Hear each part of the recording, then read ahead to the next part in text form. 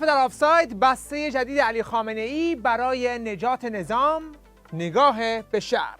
نگاه به شرق راهبردیه که در دستور کار جمهوری اسلامی ایران قرار گرفته.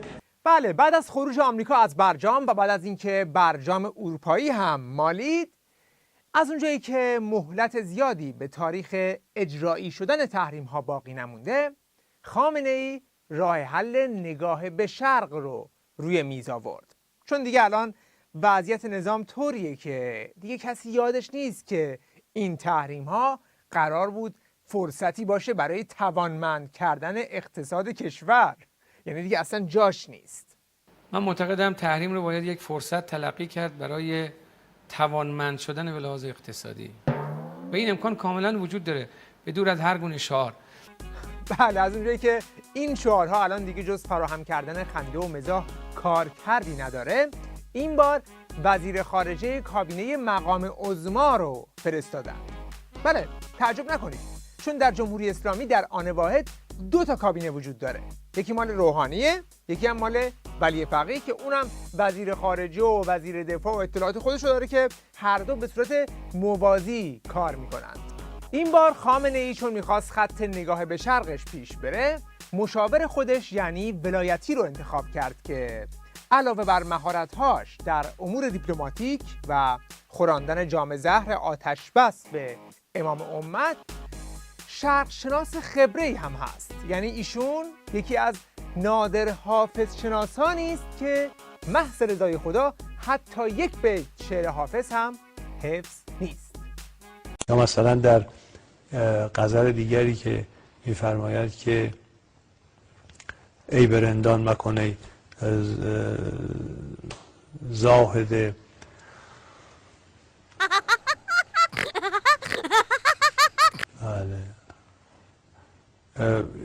حالا بیت اولی شدم بیاد عرض میکنم، ولی بیت آخرش میگه حافظ اگر حافظ اگر.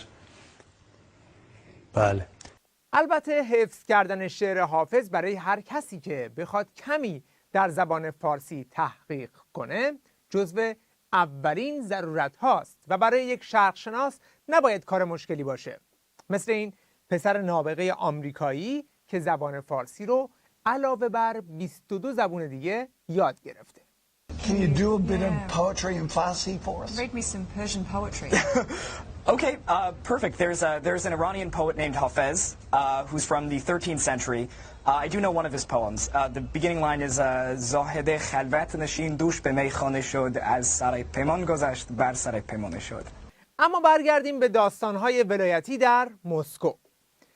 ولایتی در همون بعد به ورود به فرودگاه مسکو خیلی توپش پر بود و معلوم بود که انتظارات زیادی از خودش داره. رابطه جمهوری اسلامی ایران و جمهوری فدراتیو روسیه رابطه استراتژیکه و اگر انشاءالله گفتگوهای بنده با جناب آقای پوتین ریاست محترم جمهوری روسیه انشاءالله اونطور که انتظار میره پیش بره، باید گفت که این سفر یه نقطه عطفی در روابط استراتژیک دو کشور خواهد بود. البته خیلی سخته که اینجوری یه ابرو بالا و یه ابرو پایین همش رو یه نقطه همینجوری خیره نگاه کنید. قشنگ معلومه که داره تمرکز میکنه که هیچ کلمه‌ای یادش نره. بالاخره در بین بازی‌های پرهیجان جام جهانی یه وقت ملاقاتی از پوتین گرفتن و ولایتی با پوتین دیدار کرد. بعد از ملاقات ولایتی دوباره با همون چهره یه ابرو بالا یه ابرو پایین به صحنه اومد و این ادعا رو مطرح کرد.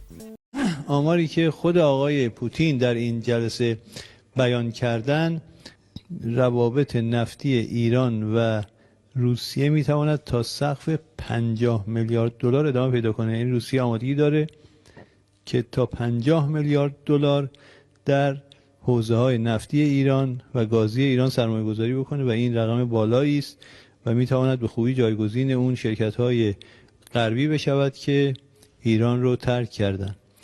اما این فتح الفتوح اقتصادی ولایتی خیلی طول نکشید که تقش در اومد. نه اینکه فکر کنید معاندین نظام چیزی رو کردن یا استکبار جهانی موش دوون وسط معامله. نه، خود طرف مقابل قرارداد، همون آقای پوتین که میگه سخنگوش رو فرستاد، گفت من نمیتونم اظهارات ولایتی رو تایید کنم. پسکوف سخنگوی کرملین در مورد اظهارات ولایتی در مورد سرمایه‌گذاری روسیه در عرصه نفت و گاز گفت نمیتونم این مسئله رو تایید بکنم و نمیتونم جزئیات بیشتری ارائه کنم. حالا هنوز ولایتی این ضربه رو جواب نداده بود که ضربه دومی از طرف مقابل سنگین‌تر اومد. وزیر انرژی روسیه گفت مبادله نفت ایران با کالاهای روسی امکان پذیره. یعنی میگه چون به دلیل تحریم ها نمیتونیم پول براتون واریز کنیم، به جاش بهتون کالای روسی میدیم. سنگ پای روسی، سوزن تهگرد روسی، هواپیمای روسی، توپولوف، از این جنس ها قرار وارد بازار ایران بشه. خلاصه اینکه اون 50 میلیارد دلار موهوم ولایتی حقش در اومد و کار کشید به نشست خبری سخنگوی وزارت خارجه. یعنی یه صحنه بیریختی ایجاد شد که یه سخنگو موند و انبوهی ابهام در رسانه‌های خودی. اظهارات آقای دکتر علی اکبر ولایتی پس از دیدار با پوتین نه فقط از سوی کاخ کرملین که از سوی رسانه‌های روسی نیز تایید نشده و مقامات روس هم در گفتگو با خبرگزاری تایید نکردن این صحبت‌های آقای ولایتی رو. و سوالم بخش دیگه سوالم در مورد همین موضوع نفتی بود که مطرح کردیم. آیا وزارت امور خارجه تایید میکنه توافق نفت در برابر غذا رو که آقای ولایتی مطرح کردن و تو بین رسانه‌های روسیه و ایران هم خورده خبرساز شد و از روسیه یه بخشش تکذیب شد یه بخشش تایید شد؟ اما جواب سخنگوی مشنگ وزارت خارجه خیلی قانع کننده بود، مخصوصا اونجایی که گفت اینکه محتوای مذاکره رسانه‌ای نشده مهم نیست، مهم اینه که مذاکره 2 ساعت طول کشید که این به لحاظ زمانی خیلی زیاده. من فکر می‌کنم که محتوای مذاکرات منتشر شده باشه و محتوای مذاکرات که یک مذاکره 2 ساعته با آقای پوتین بوده و دیگر مقامات روس، فکر می‌کنم مجموعه صورت مذاکرات و به هر حال فکر می‌کنم 2 ساعت مذاکره خیلی است و آن چیزی که در رسانه‌ها مطرح بود فکر می‌کنم صورت مذاکرات و محتوای مذاکرات باشه. البته مذاکره بیشتر از این هم نمیتونه طول بکشه، چون وسط همین مذاکرات حکم جلب بین المللی ولایتی توسط قاضی آرژانتینی به دست روس‌ها رسید و اگر زیاد کشش میدادند ولایتی هم میتونست همسلولی خوبی برای اسدالله اسدی، دیپلمات دستگیر شده جمهوری اسلامی در آلمان بشه. یعنی شما فقط یک لحظه تصور کنید که با کلی ژست و پوز توی مذاکره نشستید، یهو در میزنن تق تق، کیه؟ پلیس. چیکار داری؟ حکم جلب مهمونتون رو آوردیم. به این میگن ضایع شدن در حد لالیگا، یعنی اینقدر فجیع. به نظر میرسه که با این نشانه ها سیاست نگاه به شرق به دنیا نیامده، گورزاد شده. ما با شرق در وضعیتی نیستیم که بتونیم اتحاد تشکیل بدیم.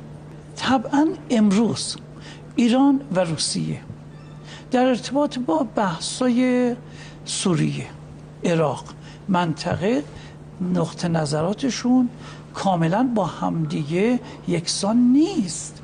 اتحاد ایران، روسیه و چین در شرایط موجود یک بحث به قول خود دکتر خیلی رویاییه.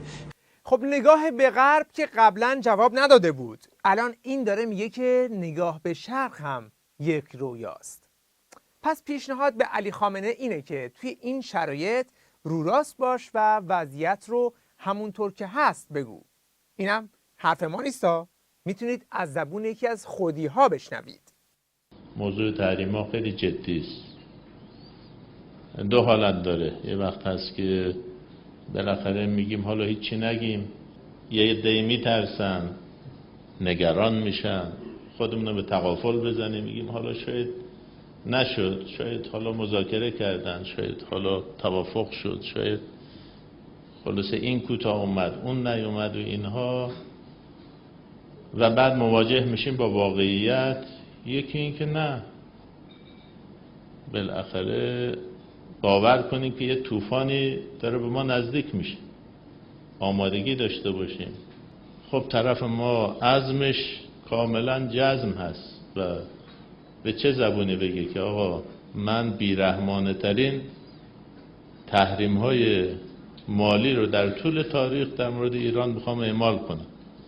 حالا ما بشینیم نگاه کنیم، روزای سختی رو در پیش داریم، از الان این آمادگی رو داشته باشه. بله، پس برای نظام سیدعلی روزهای سختی در پیشه و نه از شرق و نه از غرب راه نجاتی متصور نیست. شاید این ورژن جدیدی از همون شعار نه شرقی نه غربی امامشون باشه که بعد از 40 سال بهشون تحمیل شده.